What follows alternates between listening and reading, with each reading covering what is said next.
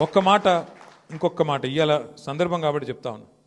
మీరు చూసుంటారు ఇయాల నిన్న మొన్న వార్తలు గత 5 రోజులుగా ఏమైతుందంటే ఎప్పుడైనా సరే పవర్ అంతా ఒకరిద్దరి చేతుల కేంద్రీకృతమైతే ఏమవుతుందంటే ఇక దాని దుష్పరిణామాలకు ఇవాళ భారతదేశంలో ఏవియేషన్ రంగంలో జరుగుతున్నది ఒక ఉదాహరణ. మీకు గత 5 రోజులుగా మొత్తం ఎయిర్పోర్ట్లన్నీ రైల్వే స్టేషన్లు బస్ స్టాండ్ల కంటే అధ్వానం అయిపోయినాయి. ఎక్కడికక్కడ వేలాది మంది తన్నుకుంటాను కొట్టుకుంటాను ఎయిర్పోర్ట్లలో. తెలుసా ఎందుకో? ఇండిగో వాడు మొత్తం బంద్ పెట్టిండు. ఎందుకు బంద్ పెట్టిండు? ఇది గమ్మత్తైన ఉదాహరణ. మీరు చెప్తే అర్థం చేసుకుంటే మీకు అర్థమవుతుంది నేనేం చెప్తున్నాను. సంవత్సరం కిందట సివిల్ ఏవియేషన్ మినిస్ట్రీ కొన్ని రూల్స్ పాస్ చేసింది. ఏమని? శ్రమ దోపిడీ చేయొద్దు, వారానికి ఒక పైలట్ అంటే ఆయన గింతనే నడపాలి, ఇంతకంటే ఎక్కువ నడపద్దు అని చెప్పి సంవత్సరం కింద రూల్స్ పాస్ చేసిండ్రు.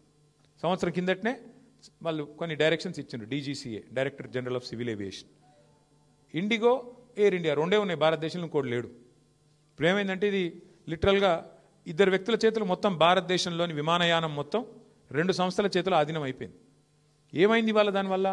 సంవత్సరం కింద కేంద్ర ప్రభుత్వం చెప్పినా శ్రమ దోపిడీకి అలవాటు పడ్డోడు దాన్ని మార్చుకోక పని చేయలే, ప్రత్యామ్నాయం ఏర్పాటు చేసుకోలే.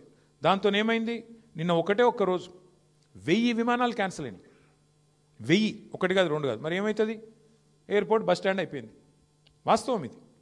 ఏం జరుగుతుంది? కొంతమంది వ్యక్తుల చేతుల్లోనే మొత్తం శక్తి కేంద్రీకృతమైతే దానికి ఒక గొప్ప ఉదాహరణ, ఆ దుష్పరిణామానికి గొప్ప ఉదాహరణ నిన్న మొన్న విమానయాన రంగంలో జరుగుతున్న వ్యవహారం.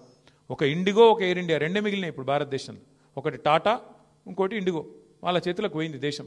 వాళ్ళు ఇప్పుడు ఎస్ అంటే ఎస్, నో అంటే నో. ఆఖరికి ఏమైంది తెలుసా? 5 రోజుల తర్వాత కేంద్ర ప్రభుత్వం మేల్కొని వాళ్ళు ఇచ్చిన ఆర్డర్ వాళ్ళే వెనక్కి తీసుకుని తీయాలి. వాళ్ళు ఏ ఆర్డర్ అయితే ఇచ్చిర్రో